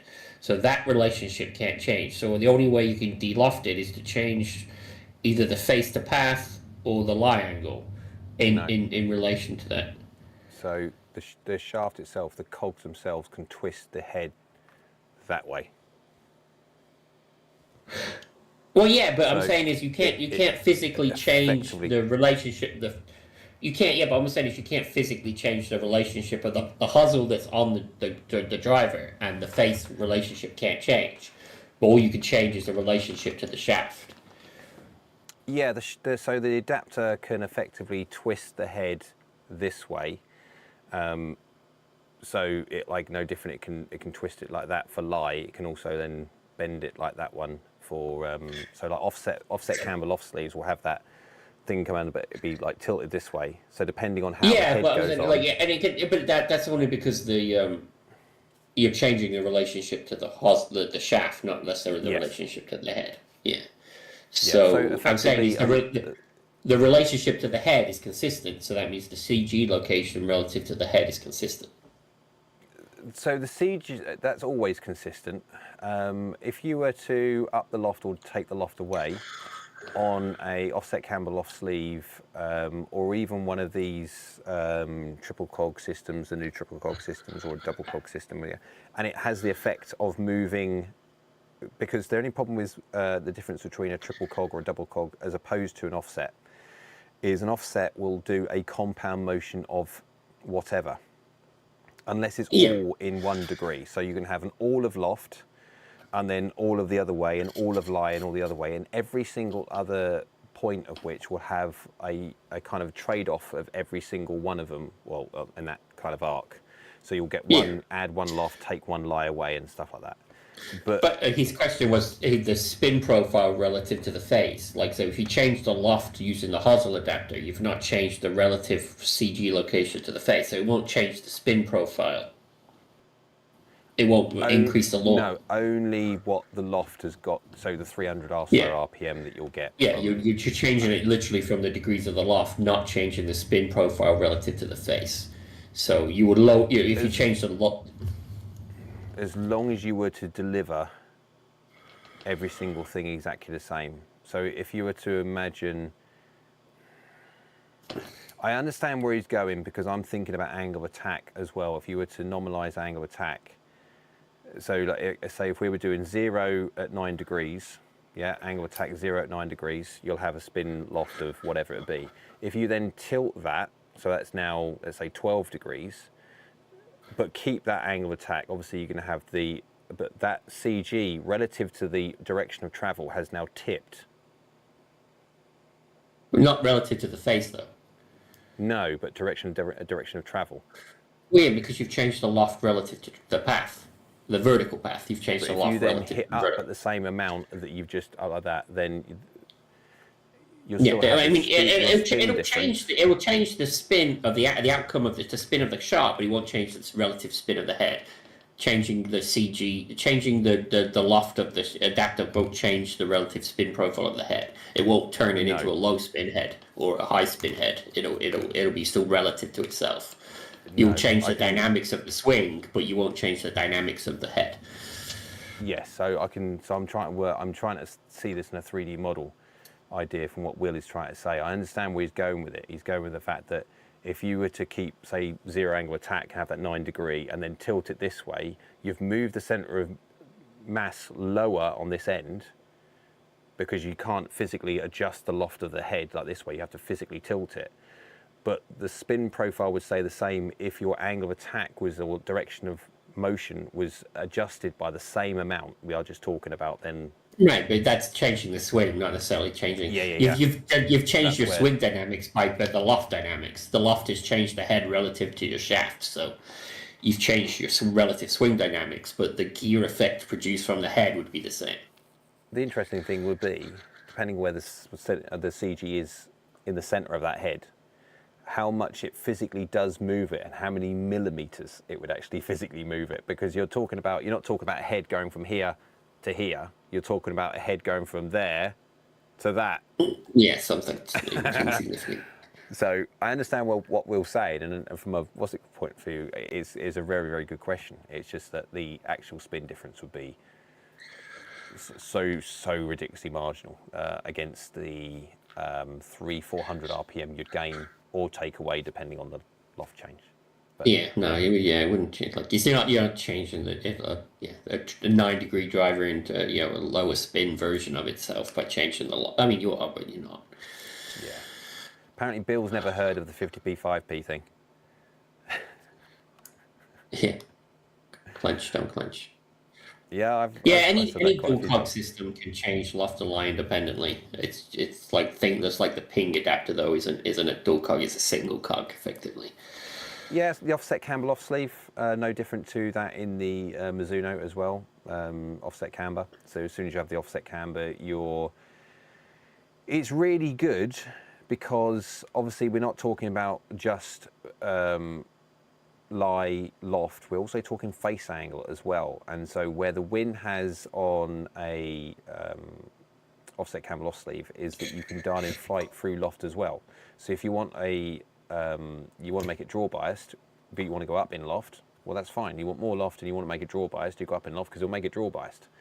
Because it will tilt, as the face does this, it also does that. It tilts it this way. And so you get a little bit of that. If you want lower loft and draw bias, good luck, because if you go down that way, then it opens the face up to a fade. You have to go to the lower lofted one and then lift up to what your desired one. So that's why it's really important when you've got a offset camber off sleeve to make sure you get the right head suited to what trajectory you want to hit with the offset camber off sleeve. Wow.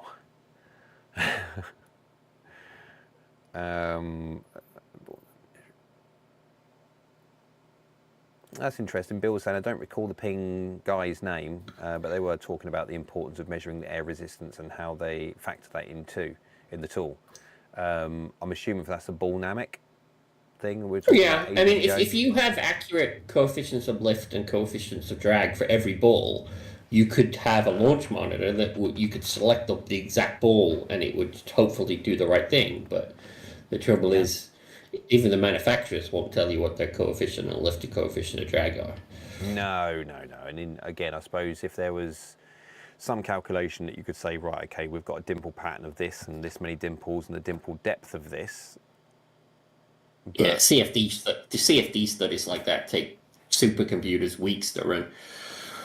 Oh, CFD's great. Was it computerized fluid dynamics or something, isn't it? Yeah. It's great. Formula One use it a lot. It takes weeks of processing power to run. More than my little PC will sort out. I have seen the PXH ping range. It's why PXH is so wonderful. What's PX? Oh, the Phoenix ping range in Phoenix. Carlsbad? No. Where is ping range, where they have the ping man that bashes Pro V1s out there all day? Only ever used once. You know that? On the pings, the robot. Use brand new Pro V1s and they get hit once and they never get hit again. That's expensive. Because apparently once they go through, so they've got those, what's those gauges that are basically not like a feeler gauge, but you know the gauges which are like perfect round things like that, and then they drop through. Don't know what they're called. Anyway, once it's been hit, the Pro V1 will never actually go through that gauge again. It's gone out of shape once it's been hit once. Guys, cut yourself a bit of slack. If Ping won't even use a Pro V1 more than once because it doesn't fly straight after you've hit it once, cut yourself a bit of slack. That's why ball fitting is like such a misnomer. Have you ever been to a range where they use really crap range balls? Like properly crap range balls? I mean, I crack regular balls in my garage, and I've cracked so many range balls, and just seen them do weird stuff. I've seen balls like do this through the sky. Have you seen some like fade drawers and draw faders?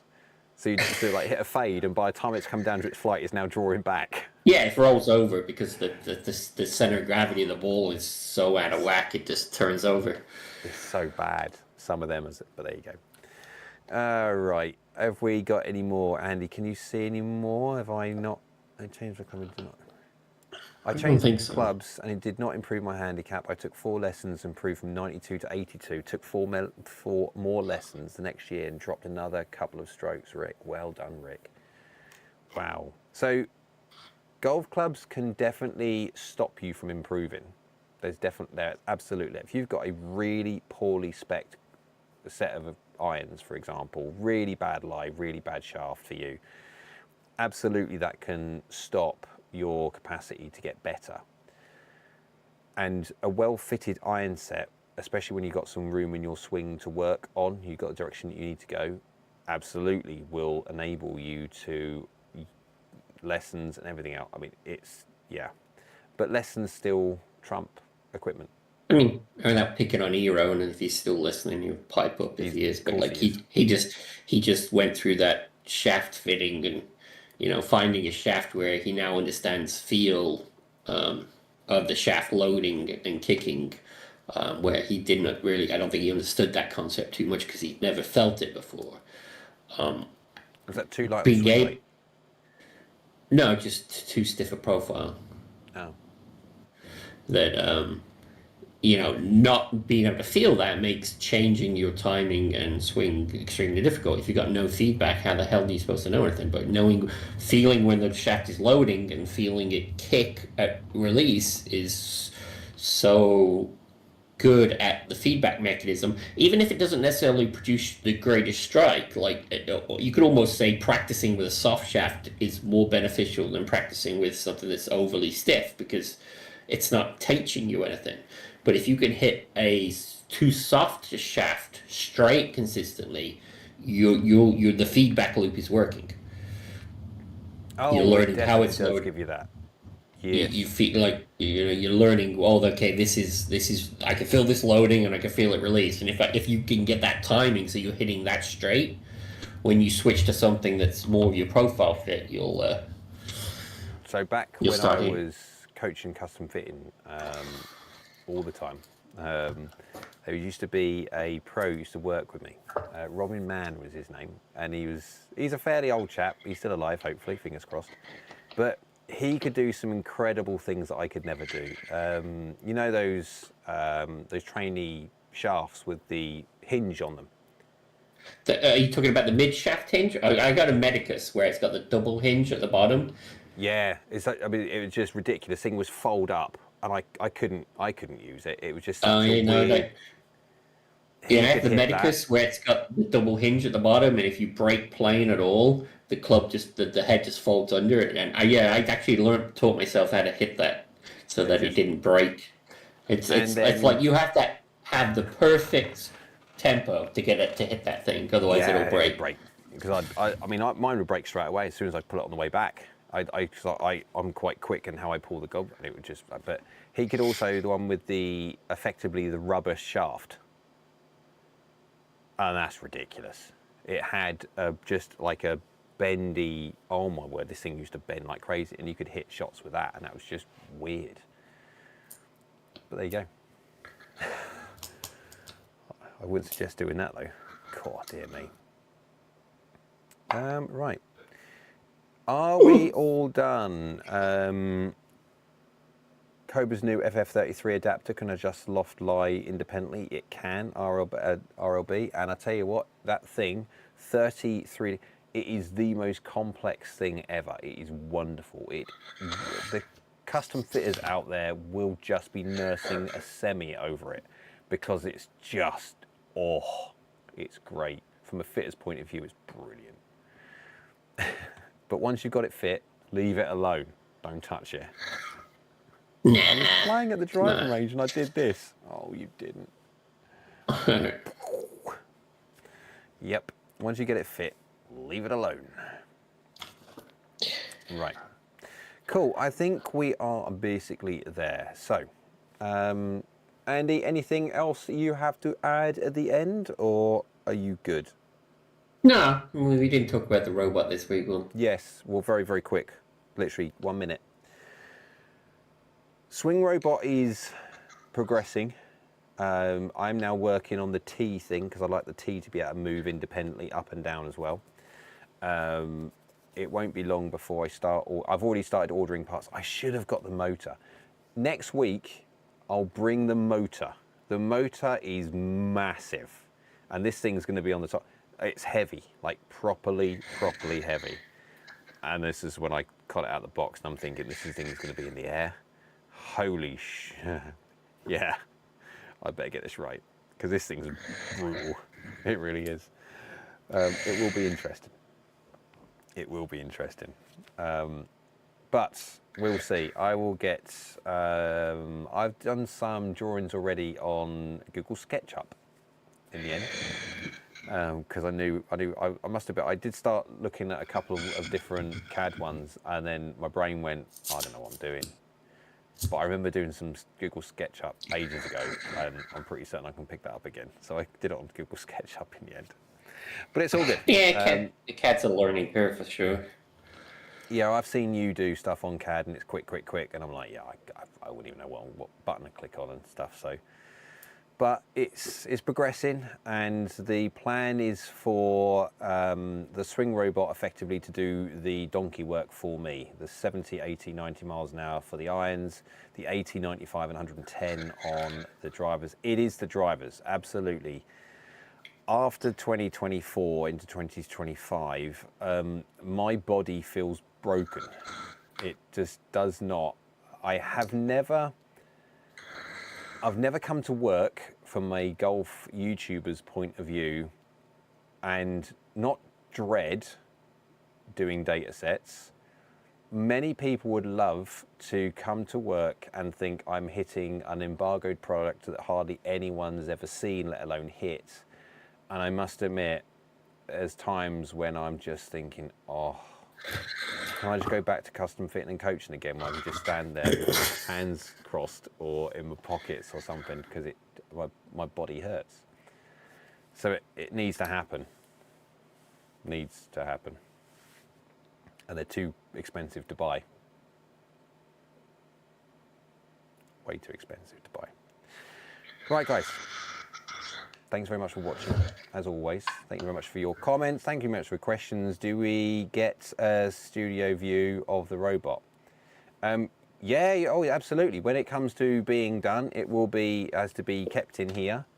So for security reasons as well. No different. It's secure in here anyway, but it's going to be a decent size thing, but my intention is to make it smaller than the normal swing robots. I don't want to make it too big, too high, too tall, and that 18 kilogram stepper motor that's in it.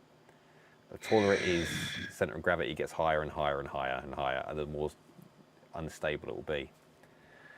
But if you hear of anything in the UK, like a spectacular accident that's happened and someone's been killed by a robot, yeah, by a robot.